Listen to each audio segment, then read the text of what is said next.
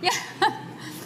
All right, welcome everyone. It's really wonderful to see so many of you here this evening for the 5th event in the ongoing series Black Dress Talks.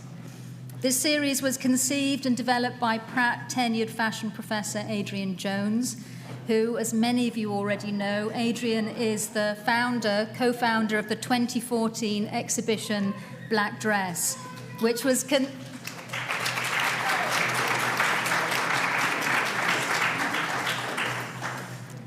conceived and co-curated with Rochelle Etienne Robinson.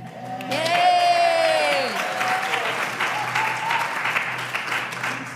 This landmark exhibition honored Black designers and addressed the lack of diversity in the fashion industry.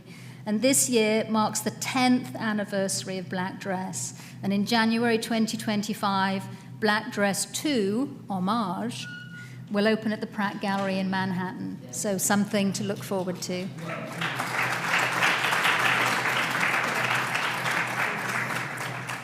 So as the chair of fashion design, it really is an absolute honor to be standing here this evening as we come together to celebrate, affirm, and center Black beauty and the significant influence and contributions of Black contemporary designers in the expansive industry called fashion.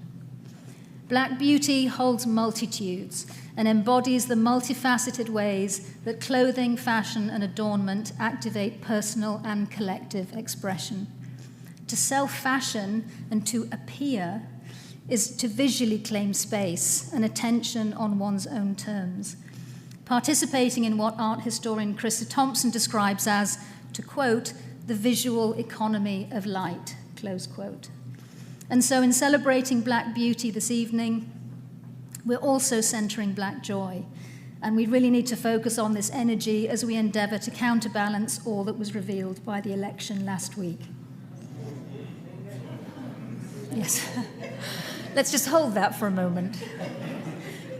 But before I hand over to Adrienne, I'd really like to thank the Jane B. Nord Professor of Fashion Design Endowment, the Black alumni of Pratt, the Pratt Office of Diversity, Equity and Inclusion, and the Pratt Institute Academic Senate. Also a huge thank you to the fashion department's Christina Thurston, Daniel de las Heras, and Tessa Mafici, who have all contributed to bring this moment together. And I also thank profoundly Adrienne and Rochelle, who've worked tirelessly to bring this talk and the coming exhibition together. And so now I'm going to hand over to the very glorious Professor Adrienne Jones, who will be moderating our wonderful panel of award-winning hair and beauty experts. So please join me in welcoming Karen Dupiche. Alfred will be joining us shortly, Ursula Stephen, D'Angelo Thompson, and Mamie McDonald.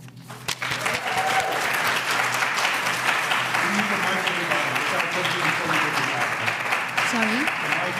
Oh. It seems everyone has to be mic'd right now, so can you just bear with us a moment? Adrienne, do you have anything you'd like to share?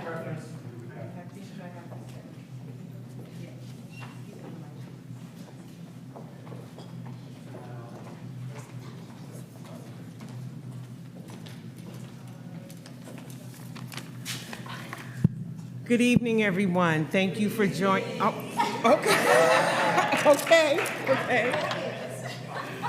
Thank you for joining us Thank you so much for joining us once again. We have developed a loyal following because there's some faces in here that I've seen before. So I appreciate you coming out. This evening, I am thrilled. I've been waiting to meet some of these people for quite some time, and I'm thrilled to present to you this magnificent team of beauty experts. So I hope you came with either a clean face or your best face. So while they're getting mic'd up, I'm just going to introduce them. So on the far end, we have Miss Ursula Stephen. She's the visionary hairstylist behind some of the best hair on the red carpet. She is the go-to expert for today's top personality in fashion and entertainment. Her celebrity clients include superstar Rihanna, Zendaya, Naomi Harris, Jodie Turner, Tilda Swinton, Bebe Rexha, Mary J. Blige, and Laverne Cox. Yeah.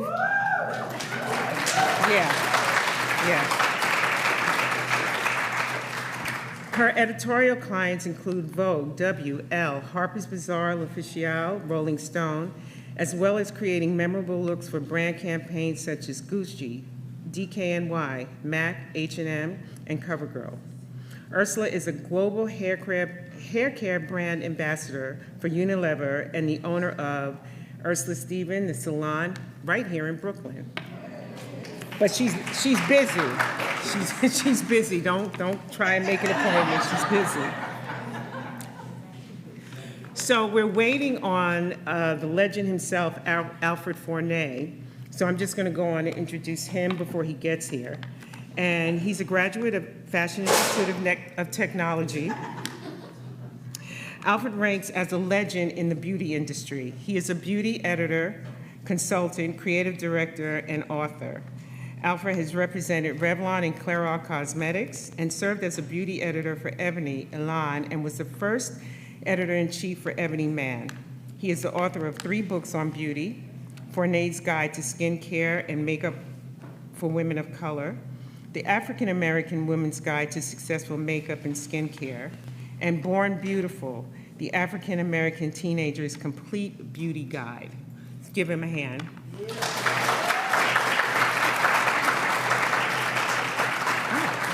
Today. Okay. Well, I'm not sure what we're going to do about the last person, but okay. I think there's handheld there for you. Okay, thank you. Next we have the fabulous Mamie McDonald. Okay. She is I'm having a moment. She is an acclaimed esthetician with more than 3 decades of experience, but she doesn't look like she's been here that long. She serves distinguished beauty and fashion experts, celebrities, and others committed to achieving and maintaining clean, radiant, and healthy skin. Skin by Mamie's brand legacy lies with her extraordinary skincare service and what her clients see in their mirrors. Some of her longtime clients include award-winning actress Angela Bassett, supermodel Iman, and daytime Emmy Award winner Tamron Hall. Skin by Mamie has also been featured in such magazines as Allure, Ebony, Elle, Essence, Glamour, InStyle, Jet, Marie Claire, and Vogue. Hand clap, hand clap, hand clap.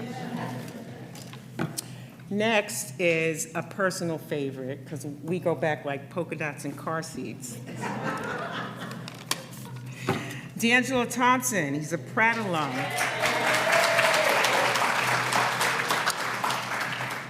He was one of my students. Makeup, yay, yay. He's a makeup artist, author, podcast host, and educator, and has worked in the beauty industry for over 2 decades. His work can be seen in commercials, fashion, film, lifestyle, and television. He has been nominated for 3 Daytime Emmy Awards for hair and makeup. As an author, D'Angelo has penned and published Enhanced Beauty for Teens, Enhanced Beauty Men's Grooming, 100 Days of Gratitude, which is a great read, and children's book, Gratitude is a Journey. D'Angelo is also a community activist, and he organizes yearly fundraisers to support AIDS research, education, and advocacy within the Latino Commission on AIDS. Also works with youth initiatives, domestic violence, and sex trafficking awareness, social justice, and the LGBTQ rights and safety.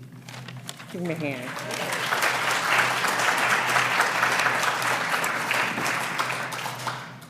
And last but not least, she is just a bubble that floats around. Yes. Ms. Karen Dupiche is not only a renowned makeup artist, but she is also a successful owner. I've got Invisalign, so it's like learning to talk all over again. She's a successful owner of Dupiche Beauty. Her dedication to her craft has earned her numerous accolades, including 4 Emmy Awards for Outstanding Makeup. You know, you've heard of that show, The View? Yeah, that's her. And her portfolio includes assignments for the Academy Awards, the Emmys, Tony Awards, and MTV Awards. But it is her philanthropic work with At Youth Risk, domestic violence survivors, and cancer organization that is near and dear to her heart. And in 2023, Karen was honored with the Global Citizen Award, a prestigious recognition for her outstanding contributions to society. Combine this with her remarkable accomplishments as a makeup artist, entrepreneur, and philanthropist, have earned her a place among the world's most respected and admired individuals. Give my people a hand.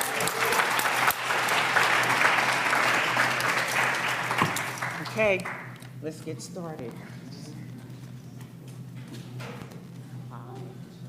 I know, right?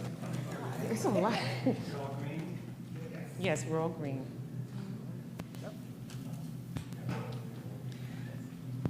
Y'all done a lot. You need to Good. Okay. All right, so this question is for everyone, and I'm going to start with Mamie. What was your original dream for yourself when you began your career, and what does success look like now? My original dream. It actually started when I was a child. I used to do my dad's dye his hair. I used to cut the corns on his feet. I was 7. And you guys are too young to know what a conch hairstyle is, but just think of James Brown. And my dad would make me do that for him, so I always loved it. And then there was a television show on called Julia back in the day. It was the only show African Americans or any brown people could actually watch, where there was a featured star, and it was Diane Carroll.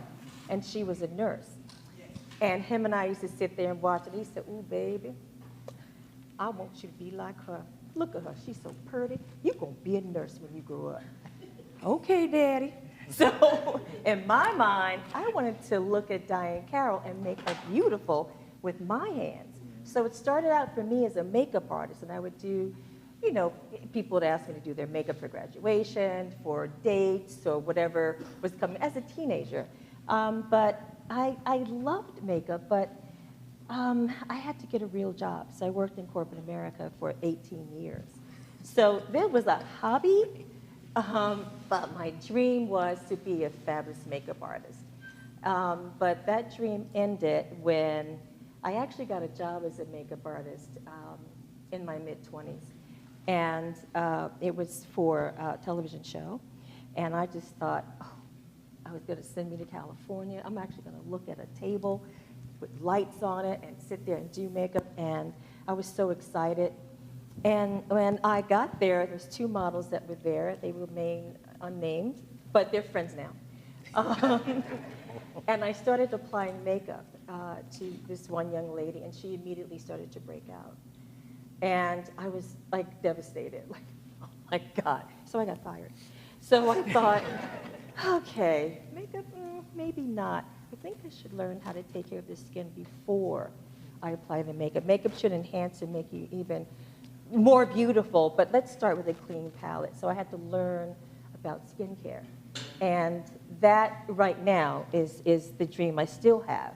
I love it. I will always love it. It's the thing that I do that I can take my hands and give love all day. So, no, it wasn't makeup because I wasn't talented enough, but skincare, I got it. Yes. Yeah. Yes, you do. Thank you.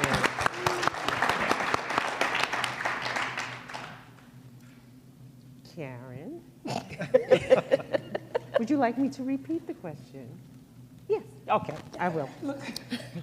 What was your original dream for yourself when you began your career, and what does success look like for you now? Hello, everyone. Welcome to the event. My original goal, my original dream was to be a nurse. As a Haitian. Are you seeing where my Haitians at? All right, here we go. As a Haitian first American generation, seriously, my goal was to be a nurse because my mom and my sister was a nurse. So of course, my parents wanted us to have a secure job. I attended Fairleigh Dickinson University, and one day I needed a summer gig before I was returning back to school in the summer. I worked in Neiman Marcus, just odd jobs or so. And while I was working there, I saw this big event going on, and I was like, "Ooh, what's over there?" They're like, "Oh, it's a makeup event." I was like, "Ooh, I want to go." Had nothing, okay? I had no idea what was going on. So I went over there and I said, "Oh, how do you become a makeup artist?" She said, "Oh, you have to go to New York." I was like, "Where?" She was like, "Anywhere." I said, "Okay." So I quit. I literally quit like 2 weeks after that and went straight to Macy's Herald Square. I had no idea what I was doing, but I had the look. I walked in like I knew what I was talking about. That's right. However, I practiced on people, had them looking a mess. But I worked at Macy's Herald Square, and back then it was a cosmetic line called Prescriptives. I don't know what you guys saw. That was all about like custom blending makeup. That's where I learned my education with undertones and custom blending and finding the right shade. So while I was working there, I saw Reggie Wells, the late Reggie Wells, Oprah Winfrey's makeup artist, and I always knew who was who in the business. So what's important is knowing who's in the business, and I searched every magazine, and when I saw him walking by the counter, I was with a woman. I said, "Excuse me, I'll be right back." So I ran over to him, and I said to him, "How did you become Oprah's artist?" He was like, "Girl, you got to freelance. You can't stay here." And I'm like, "Well, what does freelance mean?" So he said, "Well, it means that you can't stay here. You're your own boss, and you just work for yourself and for different companies." And I said, "Okay." So then I quit there and went to Fifth Avenue. But to answer your question, I can go on and on and on. But nursing was my dream. But however, I do take care of people in different ways. That's right. Right. Yes, So you it's do. through, Yes, you do. because makeup, it is a therapy. And, it makes people feel good, and I love what I do. And outside of that, you Inside, also outside. take care of people. And You do. I do. So, do. yeah. So, yeah, I wanted to be a nurse, but now I'm a makeup artist. So follow your dream. Listen. Follow that heart. Listen to that inner soul. Because whatever makes you feel good, then if you walk in the room and you're like, "Oh my God, I love it," then that's your passion. Yes. So if you wake up and think about it. Okay, sorry. Answer the question. It's Karen. okay. You did. It's okay. You did. You did. Yes. You gave them all that. And success for me is leaving success is leaving a legacy, and then Yes. that's it. So Okay. All right. All right. You sure? Yes. Okay. And 2 Aries. I know. Right. Yeah. That's right. April 6th. When are you? Sorry. yes, I'm done. Thank you. April 6th. March 22nd. Okay. Here it is. The fire. D'Angelo. Oh, Should I repeat the question? no, I know it. Okay. I reviewed it before I came earlier, but I would say when I was a kid, I was always drawing and doing etchings, drawing faces, constantly drawing faces. Didn't know why, all shapes, all sizes, and putting color. And then from there, I was drawing dresses. And this is very young, age 5, 6, 7, 8. Wow. And then, your parents get in your ears saying to you, "No, you're going to do this when you get older." And I was always a kid that kind of followed my passion. I didn't care what anyone told me. So when I came to New York, I'm speeding forward, I was 18, studying fashion merchandising. And while I was in school, one thing I did, I interned. I recommend that as soon as you can, whether you're a freshman, sophomore, or junior, intern as quick as you can. I knew then that it wasn't for me. The fashion wasn't for me in that sense. I loved fashion. I loved fine art. I said, how can I marry both of them? It ended up being makeup artistry. Okay. From there, a friend in school told me to go down to Abraham and Strauss, A&S at the time. And I got a job at Fashion Fair. And once Alfred arrives, he was one of my mentors, actually. He was a national, international makeup artist for them. And he took me under his wing, so did Byron Barnes. And I learned from them, not only makeup artistry, but also how to talk to clients, how to listen to clients, and also how to navigate as a freelancer. And from there, I did editorials and did that for about a decade, and then fell into television, doing promos and commercials, and now films, etc. Yes, that's So it. fabulous. Yeah. So fabulous.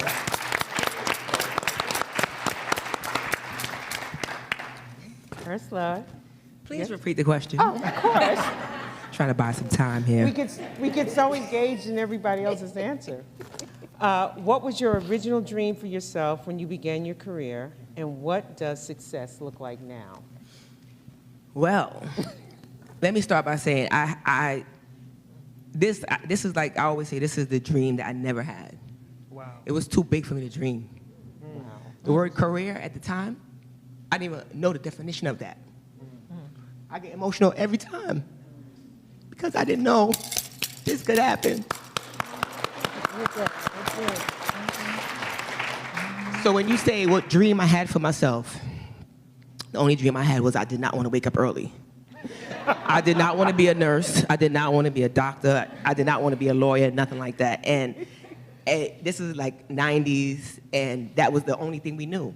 It was either you're going to be a nurse, business management, something of that field. And I just knew that I was not attracted to any of it.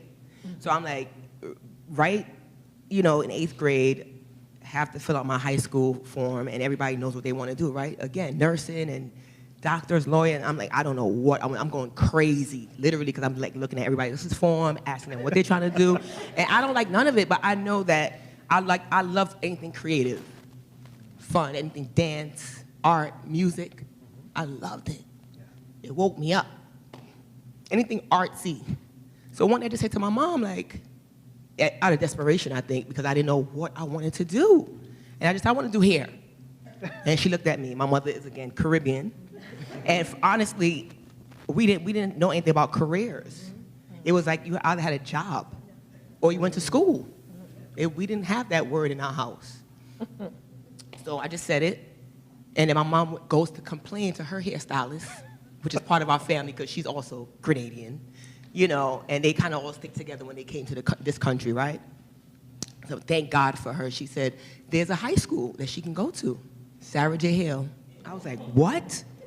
So I started to do my research and found out there was 2 vocational high schools in Brooklyn, Maxwell and Sarah J. Hill. And there was another one that was in the city, but I don't remember what it was now.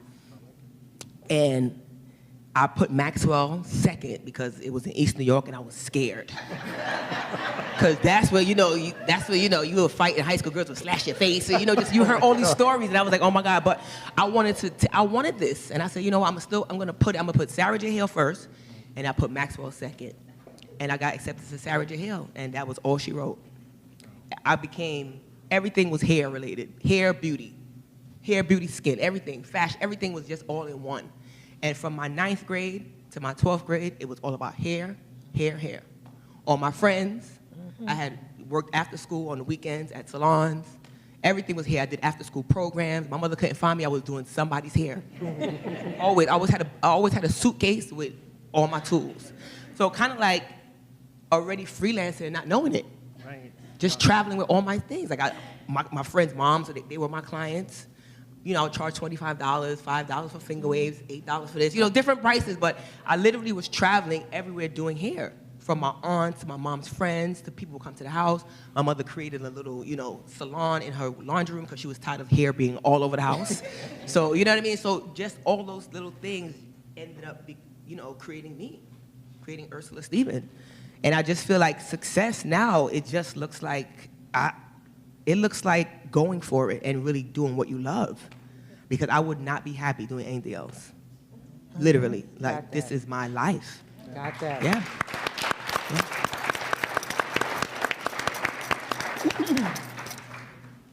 Okay, so you're on this very, very clear road of success. But what have been some of the most challenging obstacles navigating the industry that you're in? Wow, that's I don't know if we have time. We have time for that? I don't know.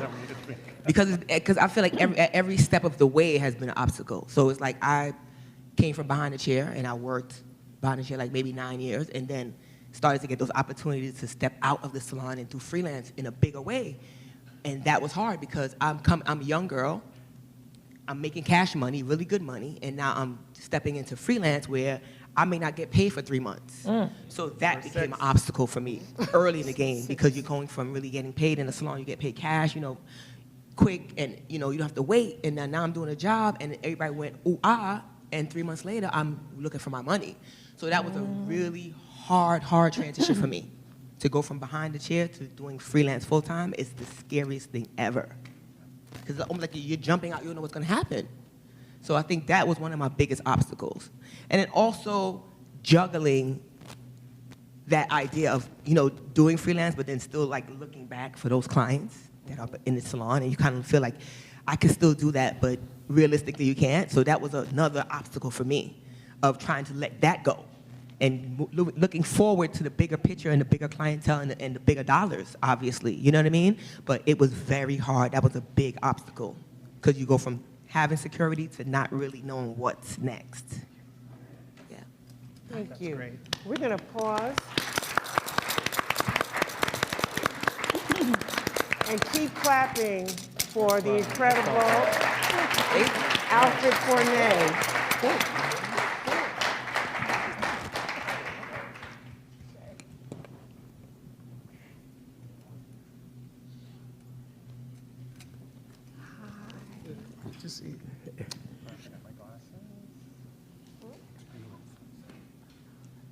Okay, you're on.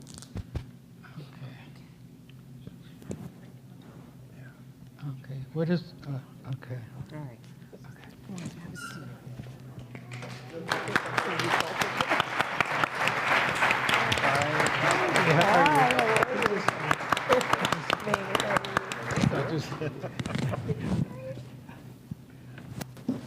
Okay, Alfred, we're just going to bring you right in, okay? You seated? You ready? Yes. Thanks for your patience. We would have waited longer. Don't worry about it. Alfred, what have been some of the most challenging obstacles navigating this beauty industry?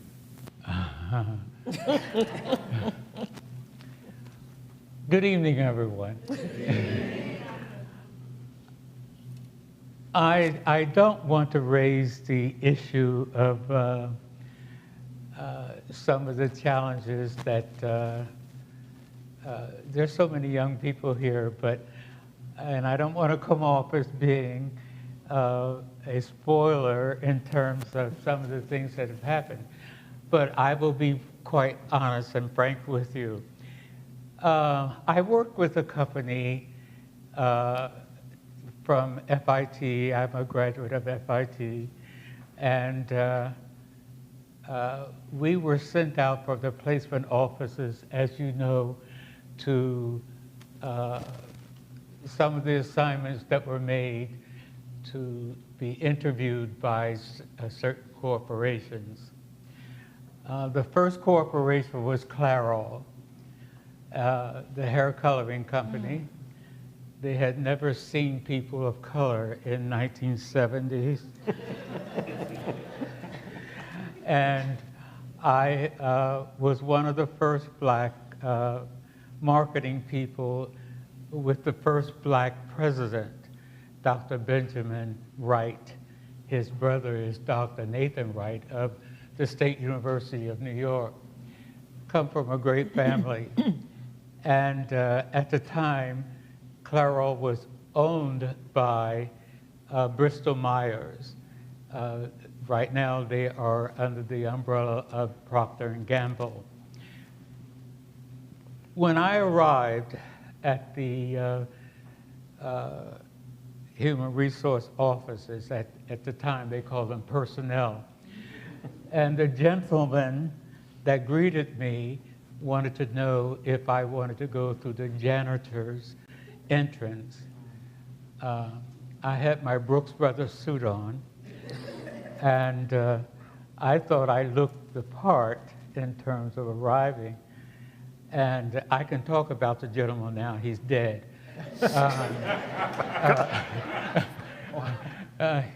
He was Mr. Patterson. And when they finally recognized the fact that I was on the roster to visit, I was ushered into the office, and he politely, before we could even get it started, he politely said to me, well, we don't have an opening for your type of background, et cetera, et cetera. I politely told him that I had already been in touch with Dr. Wright, and he was expecting me. He had already been in communications with the placement office. And I just simply went to, we didn't have cell phones at that time. I'm not from the Neanderthal agent, okay? But I'm just telling you what the circumstances were. And Mr. Wright said, I will be right down. He came down to the personnel office and looked at the gentleman. He said, this is the gentleman that I want to be my assistant. In those days, they're called an ethnic marketing people. And so I'm sharing all this with you to let you know that I have a parent. My father has an 8th grade education. My mother had a 10th grade education, but they were the wisest people on earth as far as I'm concerned. I was prepared to address the issue at hand. I turned to Mr. Patterson and said, I want you to have a great day because I'm here under the recommendation of an institution and I'm prepared for the interview.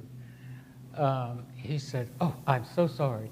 Mr. Wright cut him off and simply said, he's hired and he will be my assistant or I will not be the vice president of Clairol. And I'm sharing all this to simply say to you that sometimes you have to keep a cool head because my mother and them were wise and very calm and whatever. I don't know what I was cut from, but I was not the calm, wise person. I have grown into maturity and I do know how to handle racism when you are confronted with it. And this gentleman was from New Jersey, no problem with New Jersey, but Bloomfield, New Jersey. I checked it out. You researched So it? I don't have to say more, okay? And that was my journey. I am blessed. I am a man of faith, and I do believe that things happen for a reason. I matured with that experience. And what I would like to say to the students that are present here, sometimes when you show kindness and resolve and you try to address in an intelligent way, people take that for weakness. I assure you I'm not weak. And but it was a journey that was very challenging, very difficult in terms of interacting with the other departments, product development, marketing, public relations, all people of a different color, and wanted to know why I was there. So, and I think most of you understand that then you have to prove who you are. And I think I did that very well.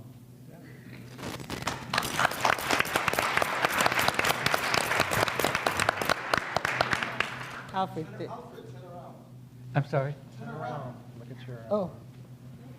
As you were talking. Old to be young again, yeah. Yes, this is Iman here. Yes.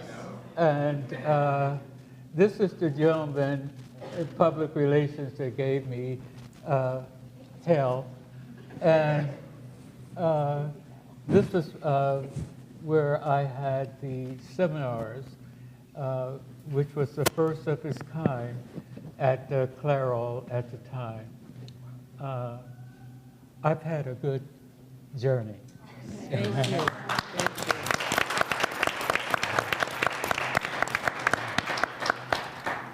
Mamie, I'm going to call you next because there were a couple of times I saw your neck get tight and you roll back. So same question. You know, I want to start with obstacles that are pretty obvious. The things that affected me more were literally natural disasters. You know, so we've gone through 3 hurricanes, 9/11, and now this pandemic that we've just gone through. So those are the things that really will take you and throw you against the wall. And you really have to believe in yourself and believe in what you do and love what you do to continue on. And when I first started in the business, one of the obstacles I found for myself, as I was starting to learn skincare and I was actually starting to work with people, one of my best friends today hired me in his salon, and I was the only esthetician there. And he already had a celebrity clientele base to come in, but you know, everybody was Caucasian. So I said, okay, so this is what I'm going to learn. And it was like back to back. It was so natural and so normal for me. However, when I started to have more brown people, the problems I experienced was these products don't really work for everybody. People of color, everybody was under the, and not, when I say everybody, I mean to teachers at school, even professionals in the skincare industry. They always thought that people of color, their skin was way too oily or way too thick, and they couldn't really figure out how to do extractions. And, oh, you know, there's always some kind of, they get dark marks, and I'm scared to work on them. And the truth of the matter is, brown people have the most sensitive skin, and the skin is so sensitive it tends to be dry because the oil isn't produced that way unless you're acneic. Learning the different skin types is not taught in school. When I went to school, it was all about hair.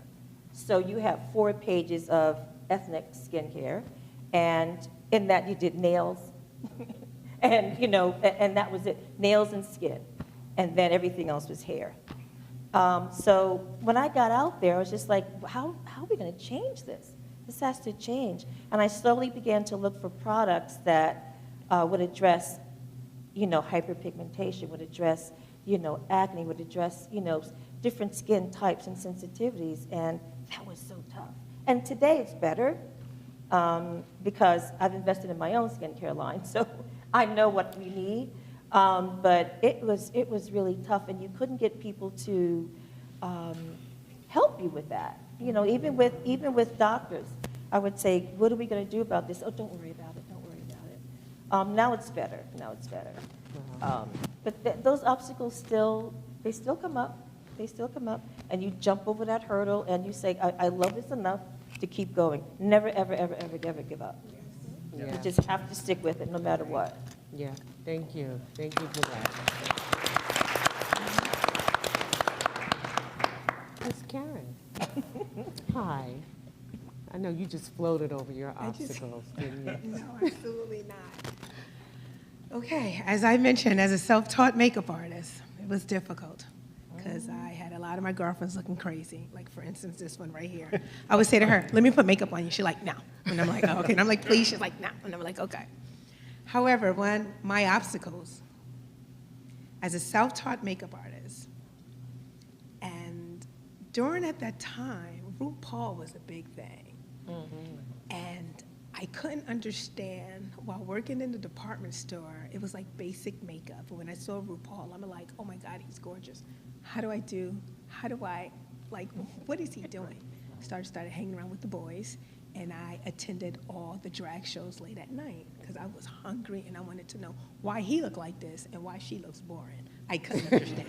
No, seriously, I couldn't understand, because I'm like, he looks beautiful. Right. Just the transformation. So while I was hanging out with the boys, then I learned how to do drag, but learned how to do glamorous makeup through the boys. And while working in the department stores, again, I got bored and I said, wow, I want to do fashion. Then I started working with Giorgio Armani Cosmetics. So with Giorgio Armani Cosmetics, myself and 2 other people, we were like the first 3 traveling artists.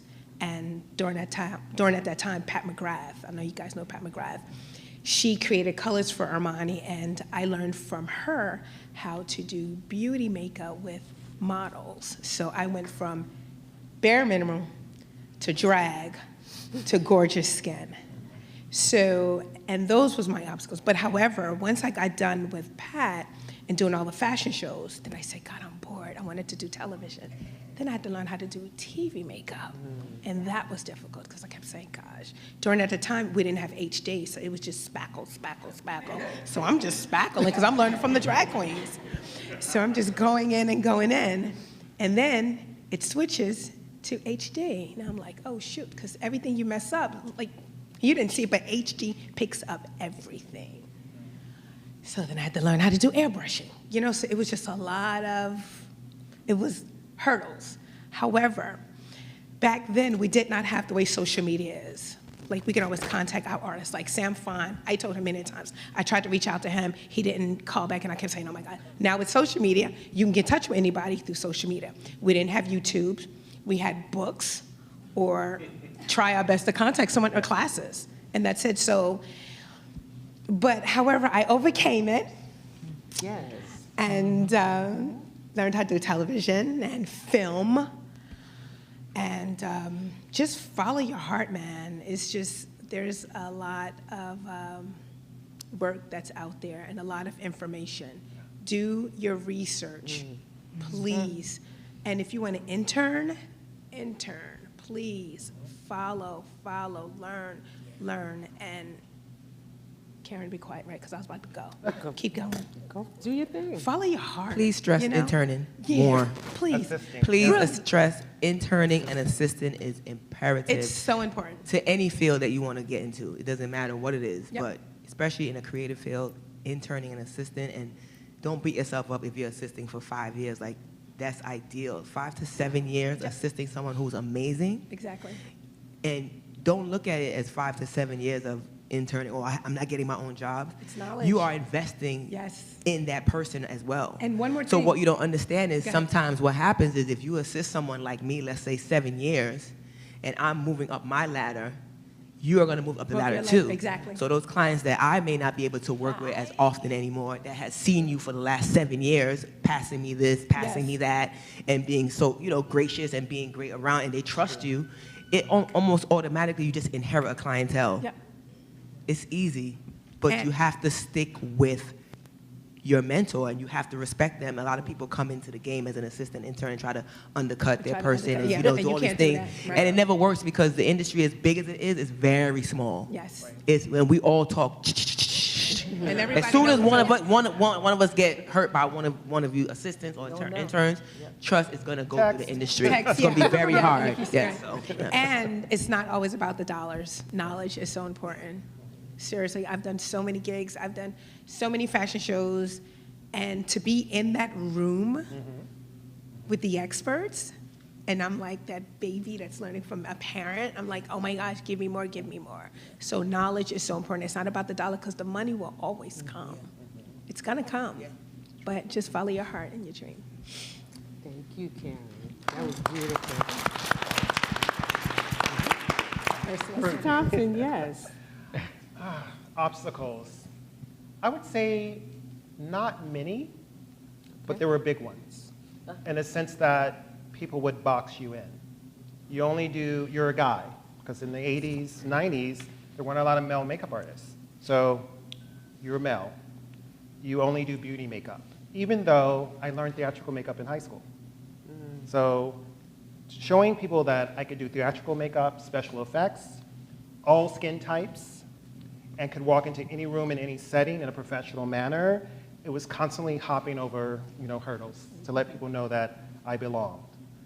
Also rates, equity, paying people, let's say $1,500, and because you're a person of color, you're getting $800, which happened to me on a big job.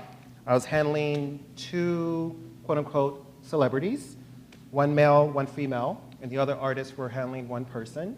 My resume was much more impressive than the others. And someone pulled me aside, another makeup artist said, what are you getting a day? Mind you, this was a 2-month job.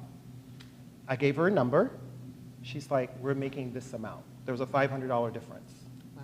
So 500 times 60 days gives you an idea. So I'm not cool either, So the fire was brewing in me. But I said I have to be smart. So I calmed down, took about 2 days, and then I talked to the producer. I said, can I talk to you a sec? Pulled her aside. And I said, why is my rate considerably lower than the other makeup artists? And I'm doing 2 people, they're only doing 1. And she was stuttering, she couldn't answer. I encountered that a lot, but you have to speak up for yourself. Yes. You have to share rates with people. You know, that's what I do with my peers. I don't mind reaching out to Sam or Karen. Hey, I'm working with this celebrity. What rate should I be asking for? I think that's what has changed. There's more community. You know, there is competition, but it's more community. Right. This is my friend. This is my mentor and my friend. Friends, all of us. And we've talked for years. And then we also know when to tell them, girl, don't do that client. It's a lot of work, you know? So I would say being informed and also being persistent and not taking the roadblocks as, okay, I'm gonna give up. You know, I've been doing this actually 30 years. I started while I was in school. And 10 years in editorial. Then I got into, you know, on cosmetic floors, worked for everybody, and just kept moving up. And then finally I hopped into television, promos, commercials, and then television and film. So just not letting anyone put you in a box and tell you can only do this. That's it. And I think another obstacle that connects to that too is not even being able to get into the room. There's times I was doing Rihanna's hair, and for a stretch, everybody couldn't believe, like, changing hair, different looks, everybody's copying, everybody's doing, everybody, you know what I mean? And then when she finally gets the opportunity to do the Vogue cover, they said, I can't do it. But we would love her to relax her and cut it and prep her for whoever other color stylist is going to do her for the shoot. Wow. But I cannot do her for the shoot. Wow. It didn't make any sense, and honestly, that was a big obstacle for me because it was a decision I had to make. So my agent's like, all right, so what do you want to do? Do you want to do the prep? Do you want to go to her night before and shampoo and do all this, color it, do the great cut, and then send her to the shoot? Or do you want to have them kiss your ass? And I went with kiss your ass because I am not calm either. Come on. I'm not, because if you have seen the reason why you chose her for the cover is because everything that we've been doing, from her hair to her makeup to her look, and now she's about to be on one of the biggest covers. Right. And you're giving it to someone else. And now I can't do it. Can't get it. Yep. So it was also risky because now I also risk getting my client upset. Yep. But it's a risk that I had to take at that point in my career. Like, you know, like I said, it's different obstacles at different levels. And at that level, I had to figure out what I wanted to do and what is my career, theirs or mine. Yep. Right. And it was mine. Yes. Right. So figure out how to do a relaxer, figure out how to cut black hair, figure out how to do all the things to black hair in 24 hours because she's not coming. Right. And then I ended up getting 2 Vogue or 3 Vogue covers after that. Come on now. Yeah. Come on now. You know what I'm saying? Come on now. So it's many obstacles, but we don't want to scare you guys. work We don't for want to you. scare them, right? We don't want to scare, but there's so many obstacles. And we just don't speak about it because we just have to keep our mouth shut and work and just keep pushing. Yeah. And Just keep keep our pushing clients. and just keep our clients, you know what I mean? So, yeah. And your clients will advocate for you as well.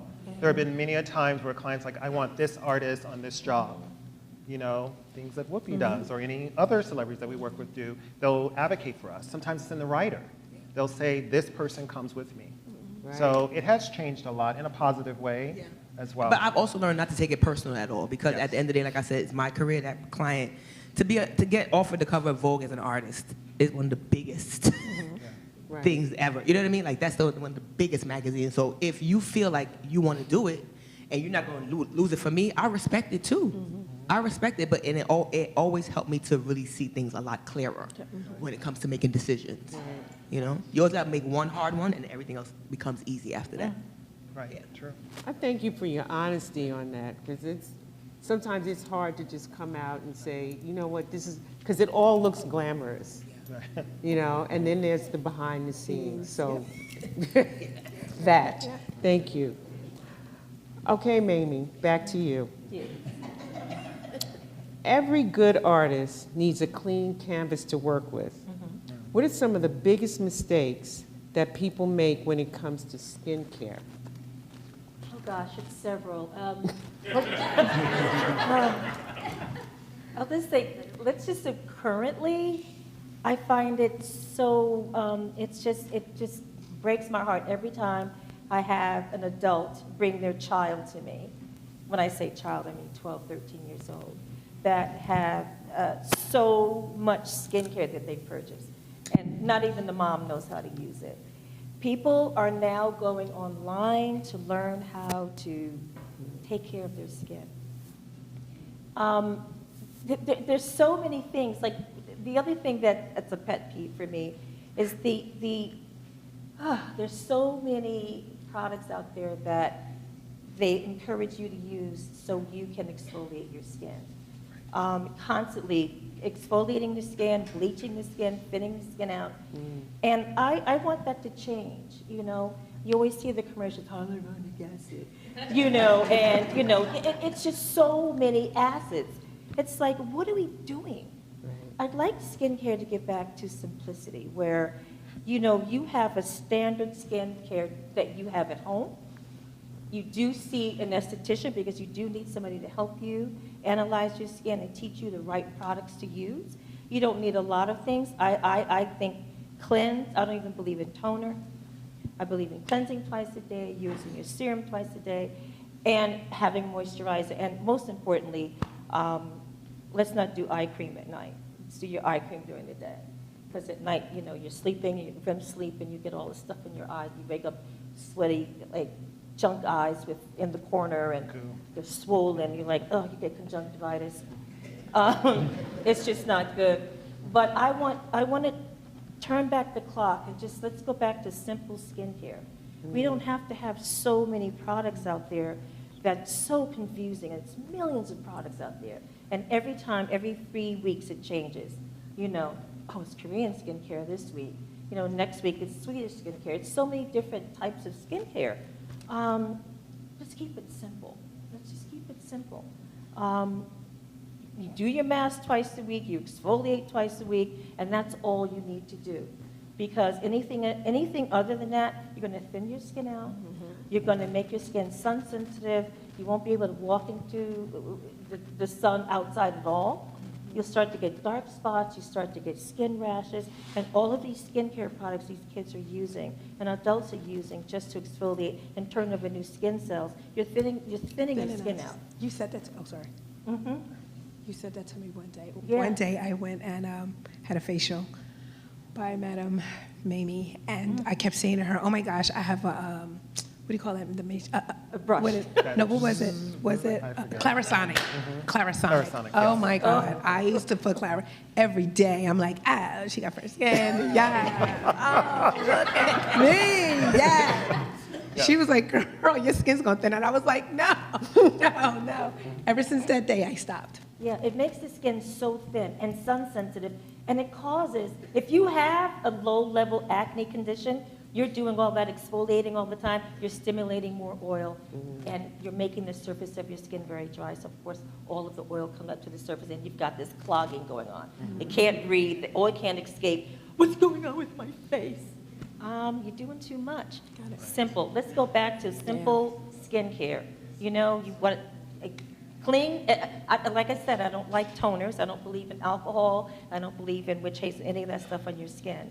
There are toners now that are aloe-based, and they don't have alcohol in them. But you know, let's just keep it really simple. Let's stop confusing our kids. Let's stop confusing ourselves. Every time you see something online, please just do the research. We've all sat here and talked about do your research. It's so important. Don't rely on people online that have never had any education in skin, hair, beauty, nothing. They just know how to sell a product. And, you know, half of them they've never had facials. So I feel like find an esthetician, find a skincare person that you like and you trust, and then do your skincare routine at home. Have them help you. This is what you need. You have sensitive skin. You have rosacea. You have acne. You just have really, really dry, dehydrated skin. How do I help myself? How do I do that? You don't need all of the products. You just need what's specifically designed for your skin type. And it's out there. You don't have to buy all the stuff. It's so confusing. That to me is it's an obstacle, but it's also, it's just learning. Just really do the research. Just do the research. Stay off social media with that mess. Mamie, also, don't you think that we know a lot of products are cancer causing? Absolutely. Can be carcinogens to our bodies? Yep. Especially for women. I think that's what education needs to be. Yep. Yep. But people won't talk about it because there's so many products. Even now, I just saw the other day, shampoos. Shampoos are now, they're taking all these shampoos off the market because there's a lot of carcinogens in them. And people are, why am I getting cancer? Why is my hair falling out? What's going on? We need to read, we need to learn, and not every product is a good product just because you know, the commercials are great. Right, You know? right, that's very true. Just, you have to educate yourself. And starting with someone like you, we can get the information and then come back home and take better care of ourselves rather than the ones who are on the internet just pouring a half a bottle of product onto their skin, which always amazes me. Always, always. Adrienne, we have made a lot of progress, speaking for manufacturers and companies, et cetera, but there is still room for more research when it comes to people of color. Yes. And the harsh chemicals that are used in hair preparations, in skin care, care, even down to the foundation colors. Just putting a few colors on a line doesn't make it right. So the industry has gotten a pass, the beauty industry, American beauty industry, but there should be more research that should be done in terms of caring for our hair types. There are 39 different hair types, and we're not monolithic. We have just as many, when you see the categories on the charts that say coarse hair, fine hair, etc. Every race has them. But when it gets to people of color, it becomes problematic. And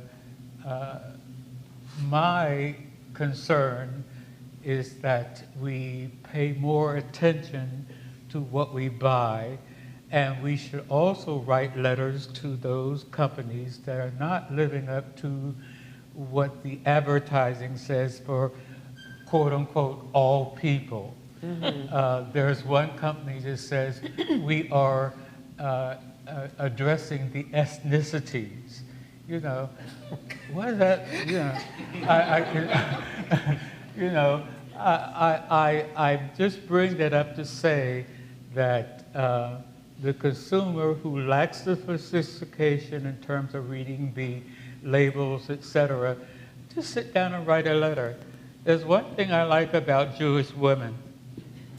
When they can't find what they want, they go to the source.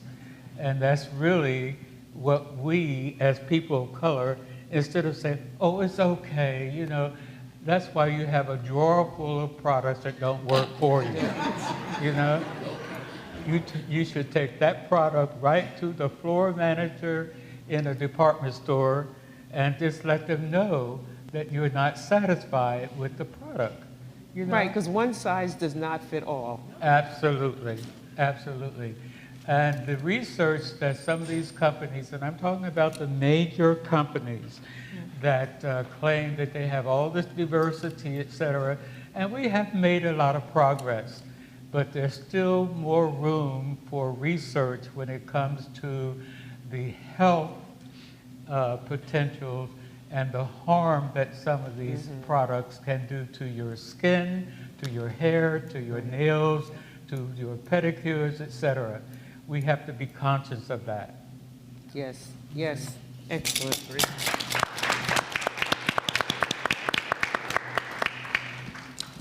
Karen, you ready? Next question. Yes. Okay. As a film and television makeup artist, what are the environmental conditions that makeup artists have to take in consideration with application, lighting, background, etc.? Oh, wow, that's a great question. Okay, like for instance, if I have a client and I do the research on a client, I always call production. Like for instance, if there's a photo shoot, if there's a film. Okay, like for instance, I did a film with Whoopi for Till, okay?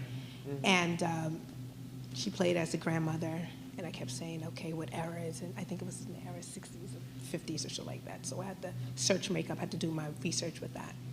Then apparently she had to wear eyebrows. And I'm like, oh, I don't know how to do eyebrows because the television eyebrow is different than the film eyebrows. So I had to find an expert that would create the eyebrows, but then I had to place the eyebrows for her.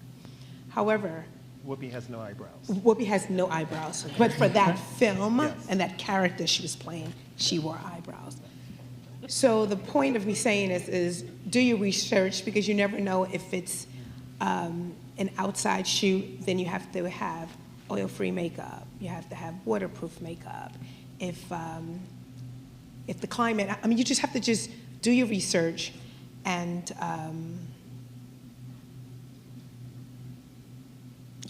do your research.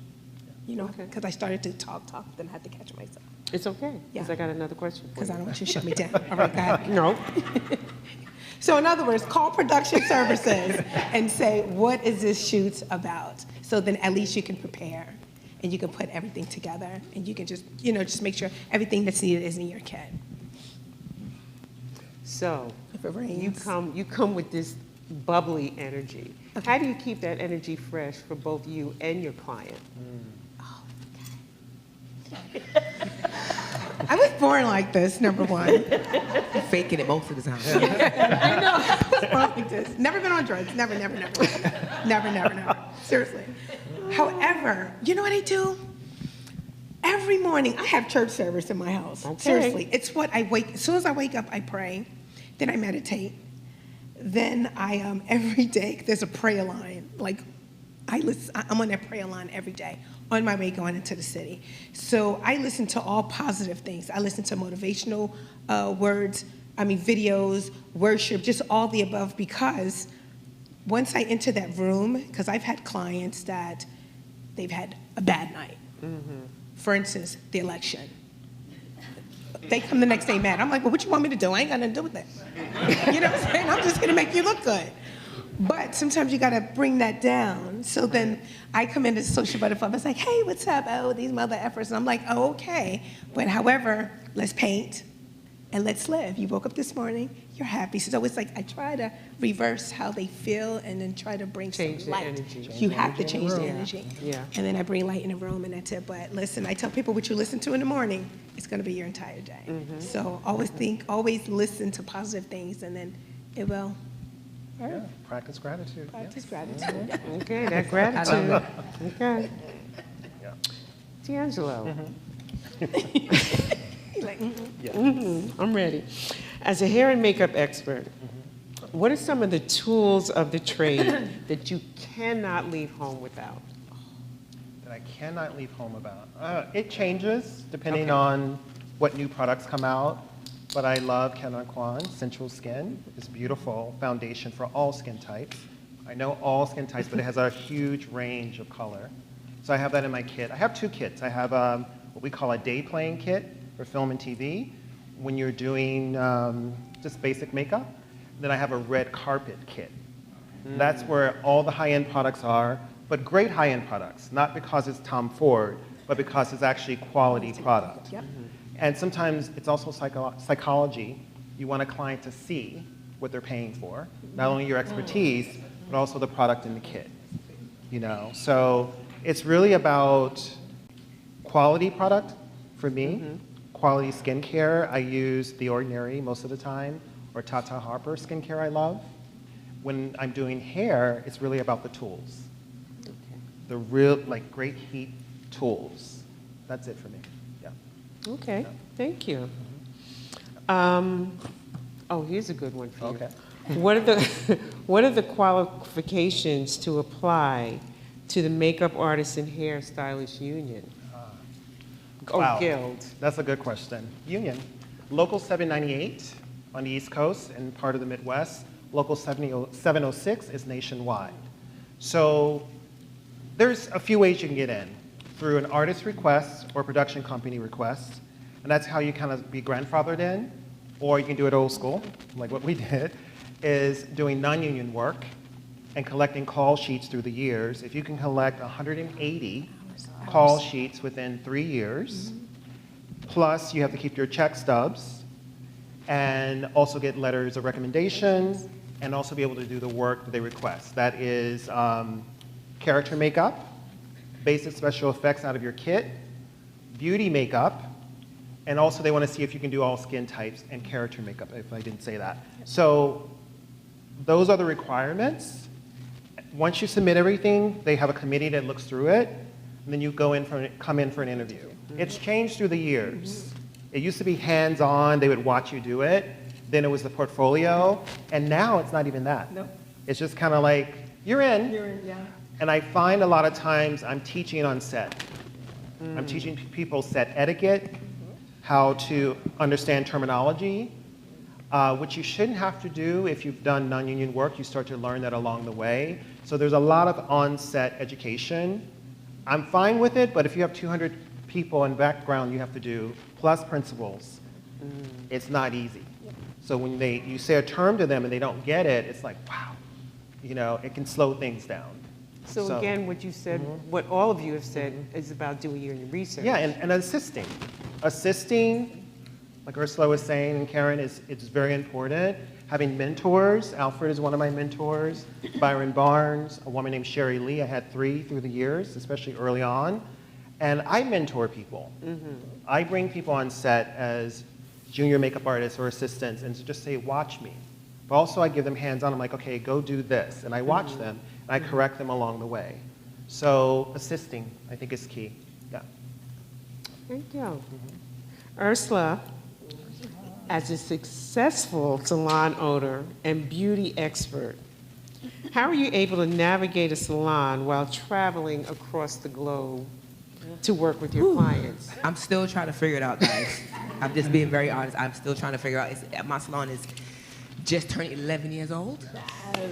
So, it's been a trial and error since I've been open. And when I look back on the years, I feel like when I first opened up, sometimes they always say, God doesn't give you more than you can handle. And for some reason, when I first opened up, I had so much time, I was able to be there and really set the tone of everything. And then all of a sudden, I was snatched away for months. So things just kind of happen to work out for me sometimes when it comes to time and things like that. But for the other part of it, it's really having a strong team. You have to have a team. You can't do all these, everybody's like, oh, you don't do all these different things, different forms of income, but you have to have people in place to help you.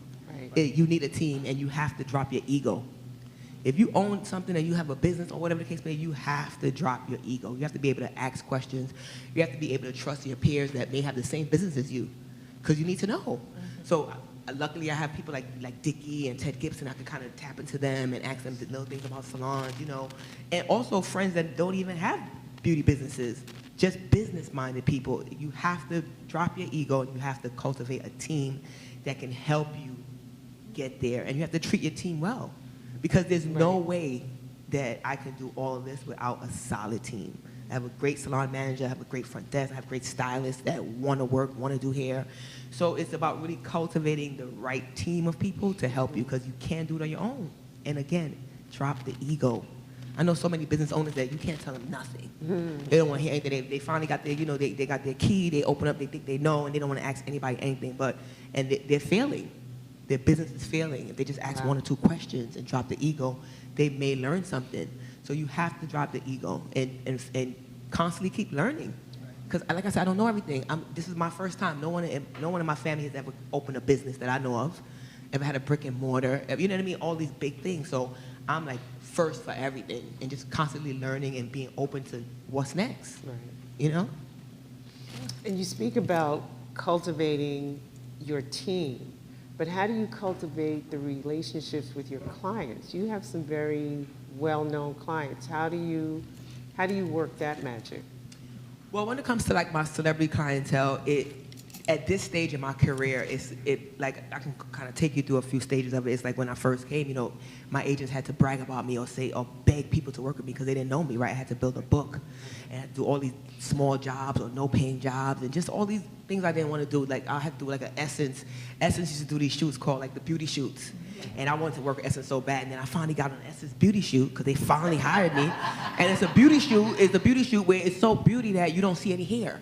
It's always like an eye or nail. I'm like calling my agent like, what the am I doing here? So she's like, you want to do? We're just trying to get you in, but it's just to get. You know, you got to do all these jobs just to really get in there. You know what I mean? So after a while, I was like, all right, I said, I think I did enough Essence beauty shoots. Can I please get an editorial? So you have to just, you know, climb that ladder and, again, build relationships and do things you don't want to do sometimes. So that's part of it. But I feel like now, at this point in my career, I've been doing it for, you know, over 20 years now, and I feel like now I'm more in a maintaining place. I'm still getting new clients, but I think the work is not as hard. You know, the work is speaking for itself, and, you know, the agency I'm with. So as you go through the steps, you cultivate things that can fatten you up, right? And make you look big or you know, tell the story for you so you don't have to do as much as that groundwork. So I think right now I'm kind of like milking it a little bit and just kind of enjoying it because I've been working hard for a long time. Right. So now I'm really getting clients that I like and working, and they repeat clients, and, you know, they have like celebrity friends that want to use me. So it's kind of like different ways. There's no one way that I'm cultivating. But I'm always maintaining myself, my own personal personality and the integrity of my work and how I come to work.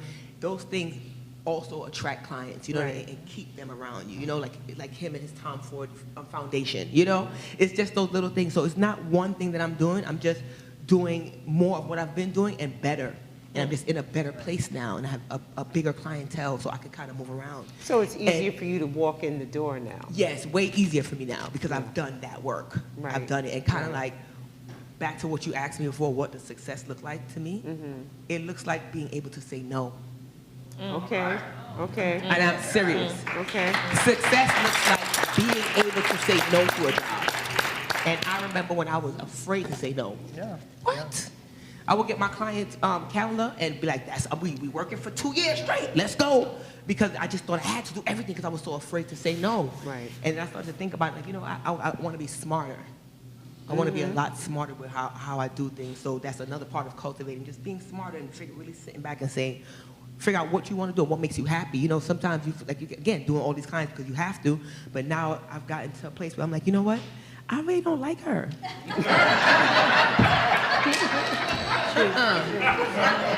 I don't want to go to her house. I don't like her house. You know what I'm saying? Like, you get to the point because now you can say no. So I got to a place finally I could say no to what I really don't feel comfortable with anymore. If I feel overworked, I don't feel guilt. Like I'm finally in a place where, like, you know what, Urs? No. I ain't doing it. And also being afraid to take a vacation. Oh, because you plan your vacation, you buy the tickets, you got the hotel, and then someone calls that you really want to work with. And for decades, 2 decades, I would say, well, I'm not going on vacation. Yeah. I'm not going to go see my family. That happens. Yeah. The trick for me now, I don't even say the word vacation. I don't plan it like that. I just go. Just go. I just kind of look at it and be like, oh, shit, all right, all right. Yeah. And step out. And then when they look for me, I'm gone. And then now I'm just unavailable because I'm not even in the country. Right. So, yeah, it's different tactics because you have to, if doing this job and being freelance and, you know, working with celebrities, every client is different. Every time you walk into a job is different. You know, I could be working in a old basement in Bed-Stuy. I could be working in a mansion in Beverly Hills. I could be doing a weave, driving in the backseat of a car from one part of Germany to the next. Like, I've done it all. There's no one way to cultivate. You have to find your way and what works for you. You know what I mean? Right. You just have to find that thing. You know, I've been in with agencies and, you know, have agents talk to me about other artists, not in a bad way, just telling me, like, you know, because I got close to people. Like, my last agent was like 10 years. This agent's like 9 years. And one of my agents said to me, she said, you know what, when we send you on jobs, you always stick. You always stick. Something about you always sticks. People like you. And then, you know, I have another person that, you know, it's just every time she goes, it's just always this battle. And I'm like, because I don't prepare for anything. I just go to do hair. I don't want to prepped on how this person is. Like they have people that, oh, you're gonna do her? Be careful, because she's this and she's that. And I'm like, okay. And I go, and me and that person are like, yes, girl. And I'm like, I don't want to hear anything like that. I just, my main focus is always to do hair and to make my client feel good and look good and be ready for whatever she has going on. Anything else that has nothing to do with me. Right. That's it. Right. So I'm just focused on that, and that's my thing. That's how I cultivate. Right. You know. Great. So, yeah. Professionalism. Yes. Now, I feel like all of you have covered this, and this is a question for all of you, but we have some students in the audience, and what is the best business advice, but you've touched on a lot of it, that you can provide for the, okay, you just go, just jump right in. Relationships. A lot of people take relationships in the industry for granted, but I have friendships, people here, 34 years, some of you, longer, clients that I've had for 20 years, if not longer, that have also the rates have gone up, not down or leveled off. Right. So I think relationships is, I believe, genuine caring for someone. Yes. You know, but also keeping the connection. You know, I used to send a lot of Christmas cards, like 300 a year. And then all of a sudden I said, okay, D'Angelo, stop. Who really has looked out for you? Who has connected with you or checked in on you, and you've checked in on them, and stay connected. And those are the people who feed me, and I feed them. You It's a absolutely do relationship. that. You absolutely do that. That's what it is. May I? Yes, you may. You certainly may. Knowing your worth, Yeah. Oh. that is so important. Let me give you guys a quick story. While working with Giorgio Armani, whomever he styled, he's of course, a designer, and whomever he styled during at that time, he was promoting his cosmetics. So as one of his key artists, we would go and do the celebrities. And one year, I won my Emmy, and I was just like so proud, like, oh my God. And then Armani sent me out to go do this woman's makeup, very well known, and I see her all the time. She got nominated for an Oscar at that time, and I was like, oh, okay. So I did her makeup, and her peoples called me back again, and I was like, oh, okay. I came back and did her makeup call, but Armani paid twice. So she was paying a third time. It was a snowstorm in New York, and I was like, I can't come in there for the rate that you're giving me. And I said, I can't do it. So the assistant said, oh, no, it's okay, you can take photos. I said, it ain't about photos, it's a snowstorm. Right. So I'm getting stuck, I'm not gonna be able to get back home. So I said, well, I'll do it, this is my rate, because Armani paid me really well. And she was like, well, you know, it'll be great for you, and great for this, great for this. I was like, it's a snowstorm, I live in New Jersey, how am I gonna get back home? Because all you're worrying about what she looks like, and as long as she looks good. Forget about the artist. It's like, you get home the way you get home, who cares? So I said to her, listen, I won 2 Emmys. I'm a 2 Emmy Award nominated. I am a 2 Emmy Award winner, and I can't do it for that rate. And I was like, oh shit. Seriously, I was like, oh God, what did I just do? Right? But it felt good. And she never, well, the assistant never called me back. Now, I would see the client all the time with the hairstylist that was with her years ago and still with her. We'll hug and kiss. Hey, Karen, hey, what's going on? But sometimes it's not the talent, it's the assistant or whoever's making a call. The team that's trying to negotiate the rate. And who knows what they said to her about me. Right. Okay? But however, when I see her, it's like, hey, girl, whatever. So most importantly is know your worth. It's okay to say no, okay? And again, having great relationships, I have clients to where if she's paying me, I'm like, girl, I'm not even gonna take your money. But if production paying me, or you're paying me $10 million, straight up. Straight up, so that's including her money and my money, you That's know? right. But the point is just know your worth and don't let anybody take advantage of you because people will take advantage of you. Absolutely. And surround yourself. You are your surroundings. You hang around people that are crackhead, you're gonna be a crackhead. You hang around people that are celebrity, seriously, you hang around people that are hungry to business, then you're gonna be that person. Right. So just make sure you be careful. Yeah.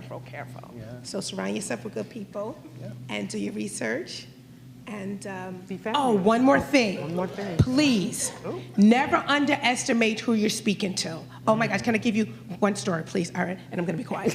While working at Neiman Marcus, I'll never forget this. I'll never forget this, never forget this, never forget this. This man walked in, and I was one of the top sellers. And he had on jeans and t-shirt. No one approached him. Not one person approached him. So I was like, hey, hi, you need this? He was like, no, I'm fine. Nobody approached him. I said, okay.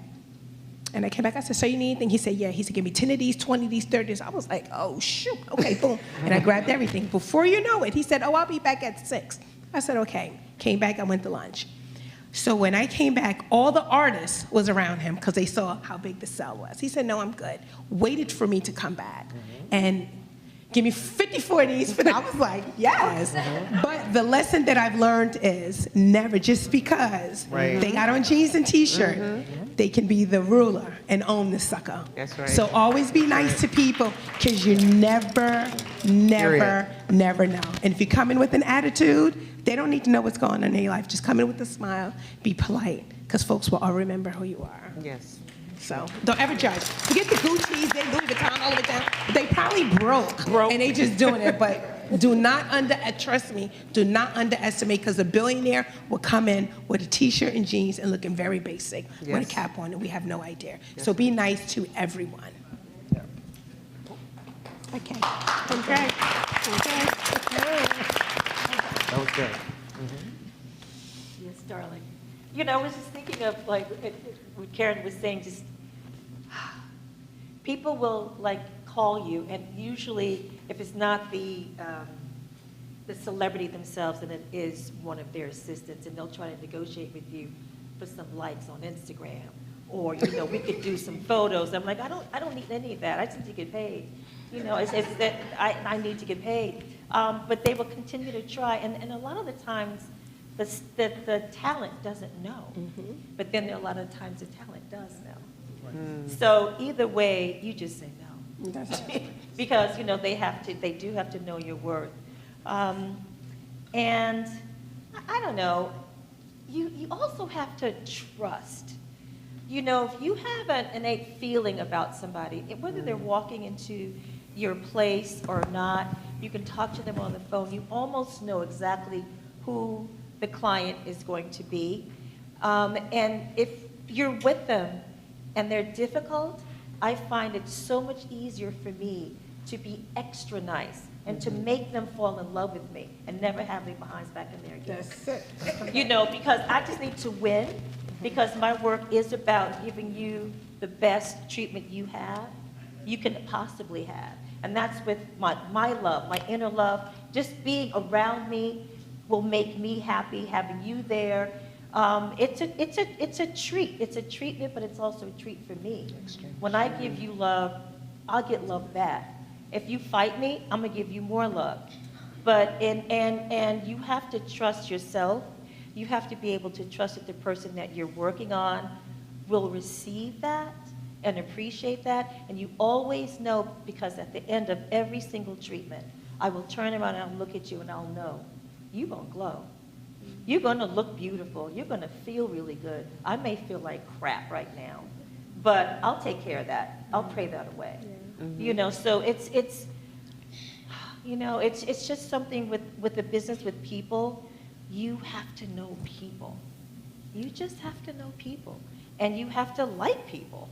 And you want to help people. These are the things you really want, that you have into your soul. But it can change. A lot of things can change that. A lot of people you can't trust. A lot of people will do terrible things to you. You've got to go a step above that and keep going. So for me, just do your research when it comes to the kind of work that you're doing, the people that you're working with. Know who they are, and you know, sometimes you just have to be nosy. Ask questions.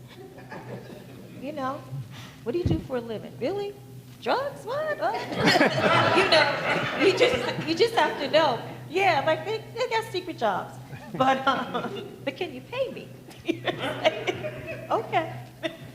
Yeah, you just have to believe, and you have to trust, and you have to know what you're doing. Right. And if you know what you're doing, you're fine. Yes. Yeah. Yeah.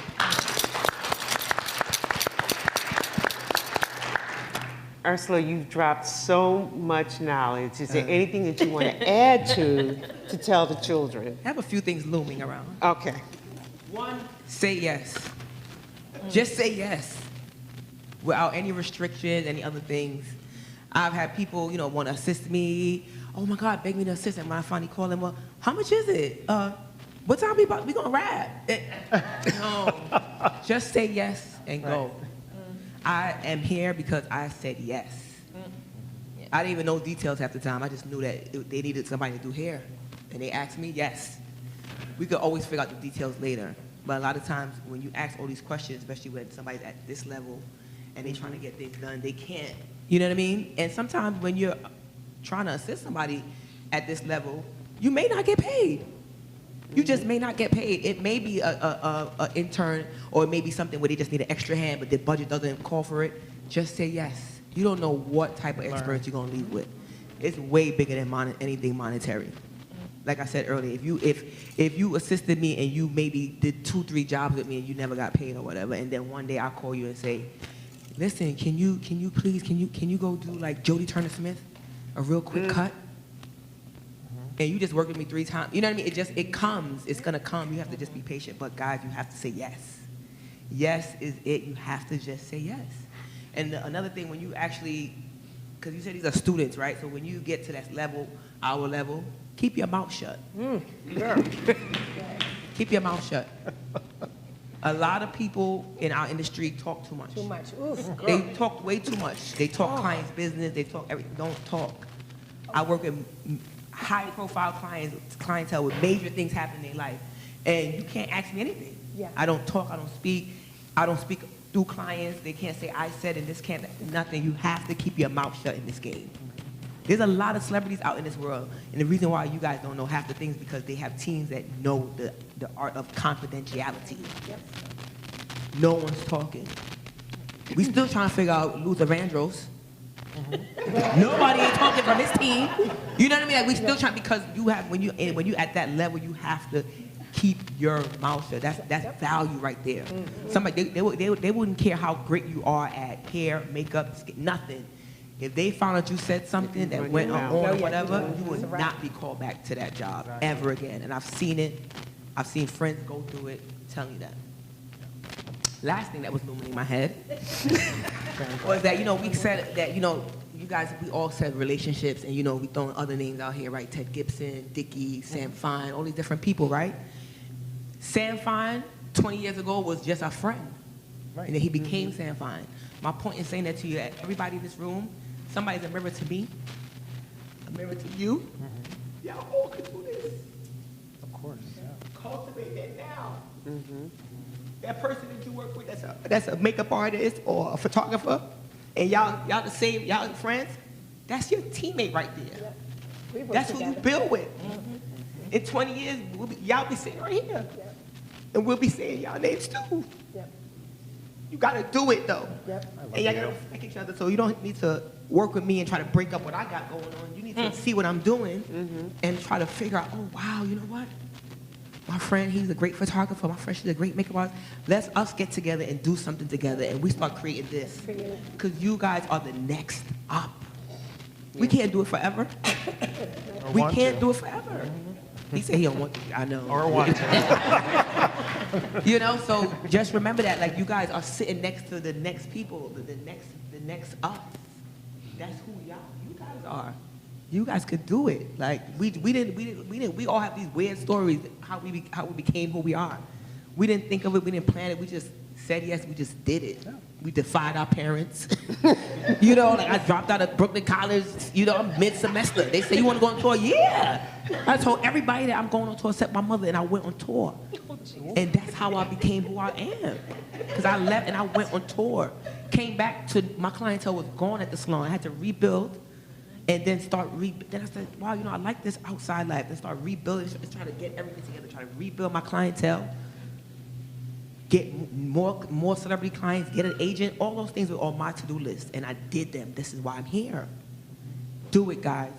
Yes, Just do it. yes, Do it. Do it.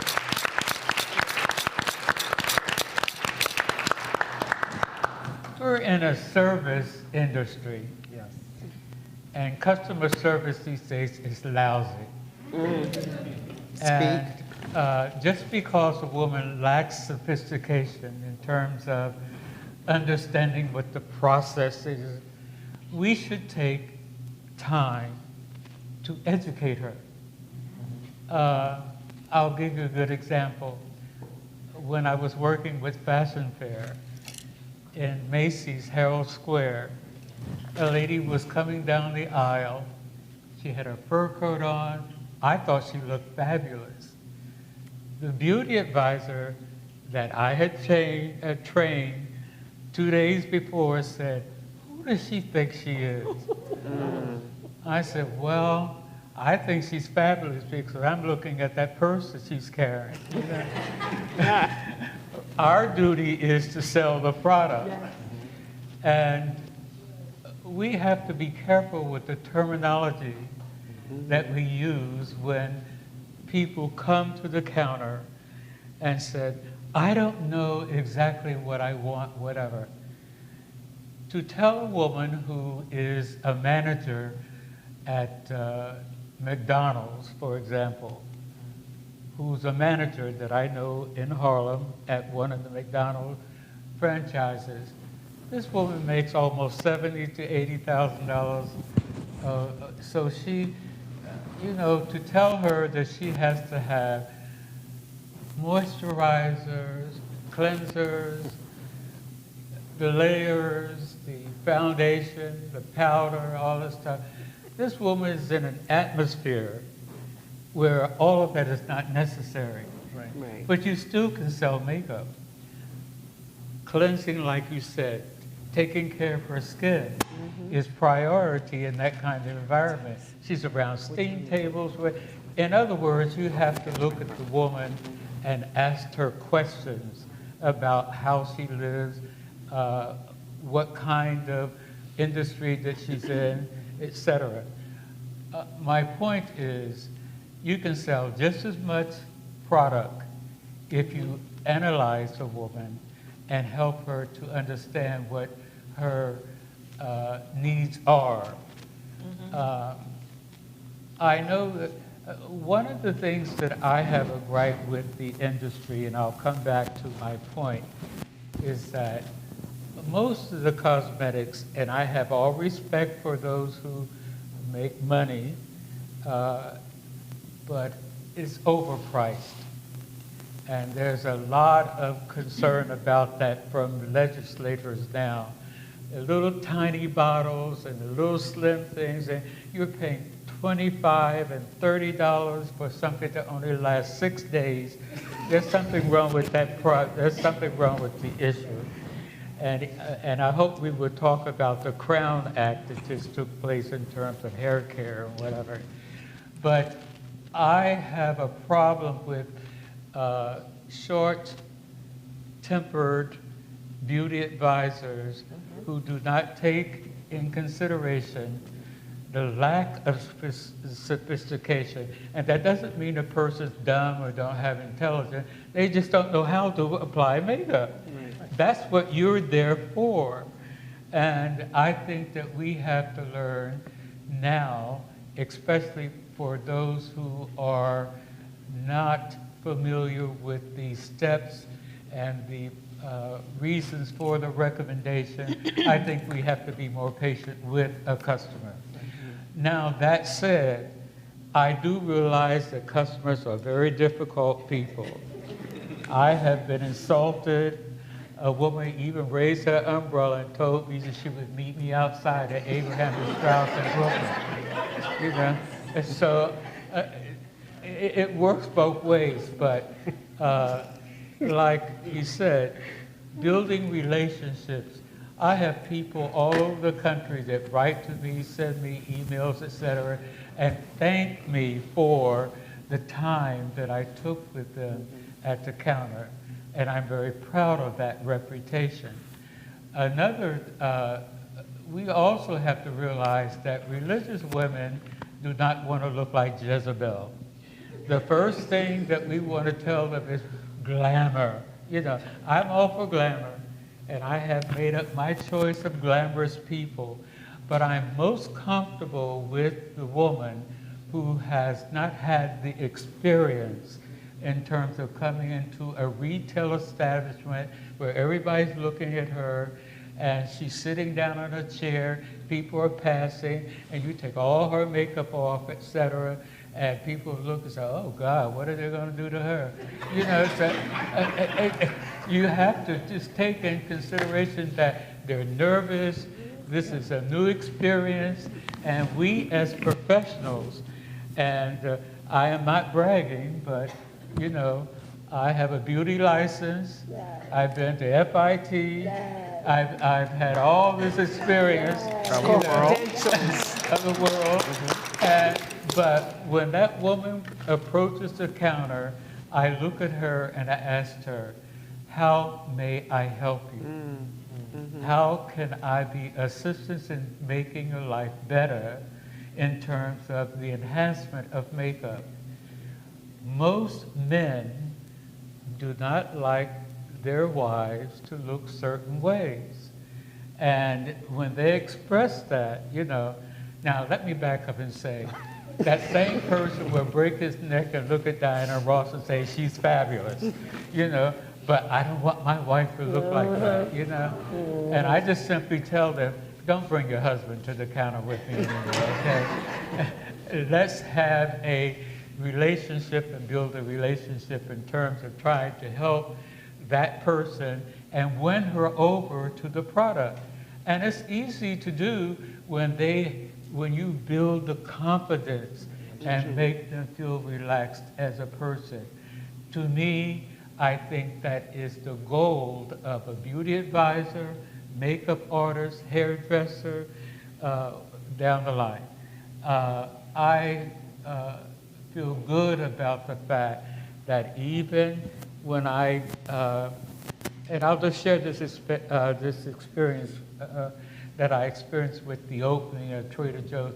Those of you that live in Harlem, we have Trader Joe's now. And I was going down the escalator, and a woman had her daughter with her, and she said, oh, that's Mr. Fornay. I said, yeah, I shop for two, like you do, etc. And she said, may I speak with you? And I went down the escalator, came back up the escalator to speak to her. She said, I just want my daughter to know that you were very patient with me, and the makeup that they have complimented as family members is the result of me. That's all we want. Isn't that wonderful? Well, thank I you. think it's a good way to do relationship.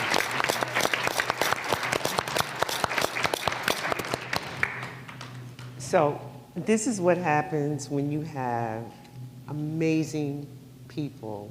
These are all my new best friends, by the way, just in case they didn't know that. And we have gone over time. Yes.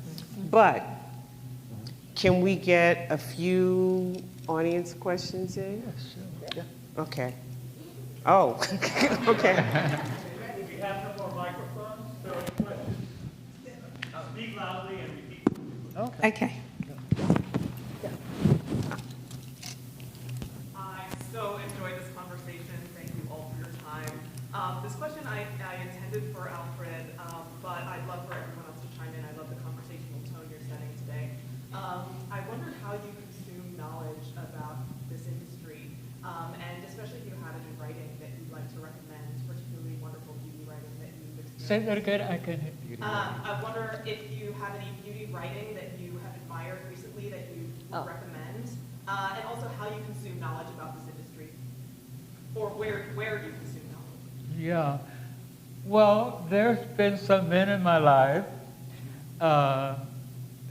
John H. Johnson of Johnson Publishing Company I have to give kudos to him because when we first met and he asked me what did I think of his product and of black women in particular, I just simply said to him that I make up all people and I want to be as frank and as honest in terms of approaching a person person in terms of training them and educating them about product. He says, well, what kind of people do you, I said, well, I'm very careful about clients that come in with preconditions about the bad experiences that they have had. And he says, well, you know, people, well, I'll just come out and say what he said, because those of you that may know Johnson Pratt, he's very frank. He said to me, well, you know, we make up whores and prostitutes and everybody else. Okay. And I said, well, I make up religious women and people that work every day, et cetera, et cetera. To answer your question, if you want to be a creative person, you cannot bring your insecurities to a situation. You have to be a person that can handle rejection. I have written 5 books, and people say, oh, that's fabulous, or whatever.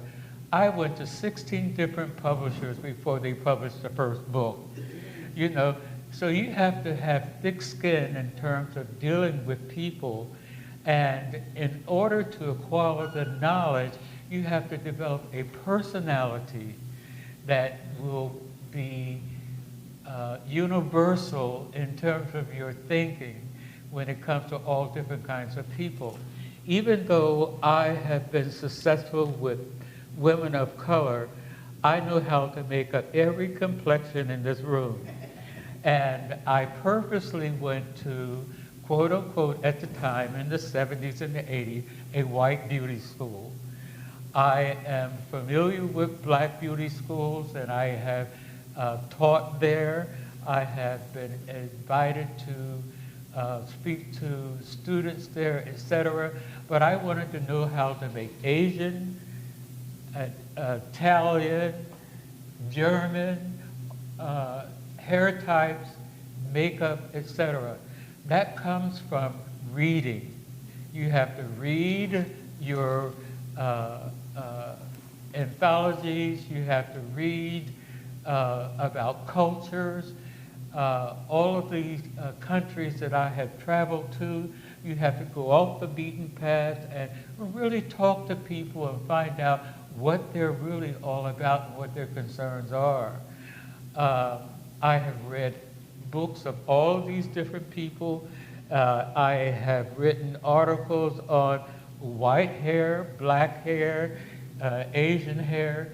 I have written articles on black skin. And by the way, even in the black community, in terms of hair textures and hair color, etc., there is still much to be studied and to understand. In other words, you have to be a sponge to absorb everything around you.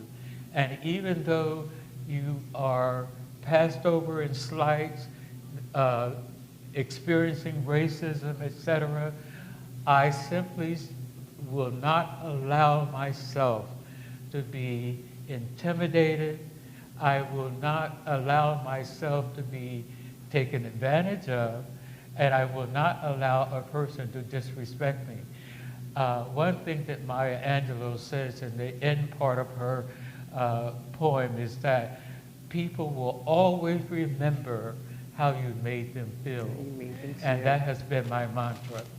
If I have misspoke or made a mistake, I am big enough to say, I might want to rephrase what I said to you, or I would appreciate the fact that you would accept my apology. It's an area that perhaps that I may have to give more attention to. Don't you think a person would feel good about that if you said something like that? You have to engage people. Now, I know people don't like me, and I know people who feel that and I just simply say, your jealousy is showing. You must really go back and work on that in order for me to be a person that engages you as being normal in terms of addressing these issues that we have to confront in our industry. I have had a beautiful experience. You have to love what you do. You have to respect people. And I will say this to you, people, I have been interviewed by people, especially in the southern part of the United States of America. I was in Jackson, Mississippi, and this man, the man that interviewed me said, all skin is skin and all hair is hair. We're all in this together. And I just simply said, well, I'm glad you have experienced that. But myself as an authority, I have to push back and simply say, that's not true. We're not all the same when it comes to hair texture. We're not all the same when it comes to different colors of skin textures and hair, etc. And it requires a different approach, different language, a good attitude in terms of dealing with a person who doesn't have the sophistication in terms of understanding what beauty is. And one last thing I would like to say. One last I would like to say. The beauty standard in America, I don't know who sets the beauty standard. The companies that simply say, this is the trend. Now, the color industry of America, I'm also a member of the International Image Consultants, and I have my certificate. I can speak with authority as that well. One of the things that people have to realize is that just because a woman walks in and she doesn't have a diamond bracelet on and she doesn't look the part, doesn't mean that she doesn't have money in her pocketbook. She realizes that when she comes into a retail establishment, be it a salon or a department store or a chain store or Durain Reed or CVS, she is prepared to buy a product.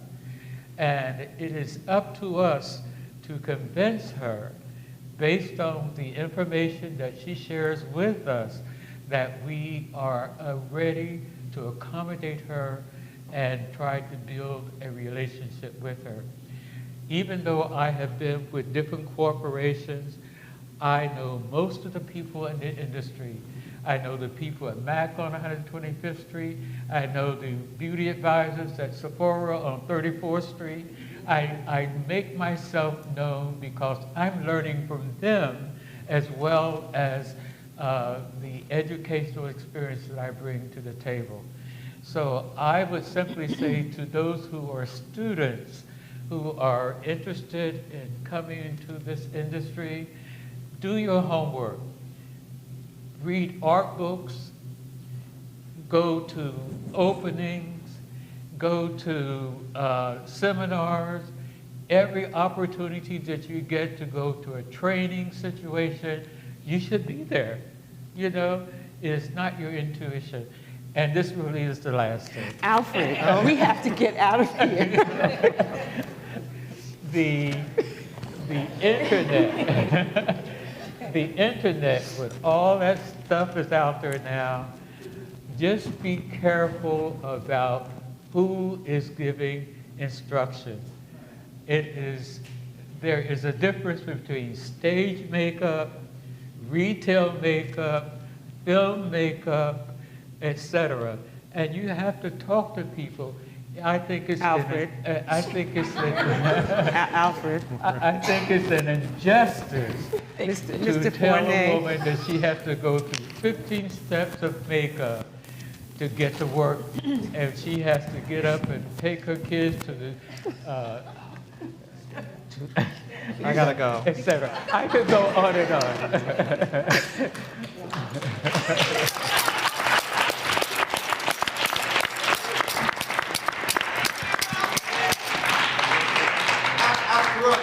Unfortunately, we do not have time for another question. We'll have to pick this up another day. So I'm going to step into my professor bag and see how well you take instruction. Okay. I need everybody to leave. Because we have gone over time, and if I don't play by the rules, they won't let us come back again. So there is food outside waiting for you, and these lovely people will come outside after you have left this space. Do not come.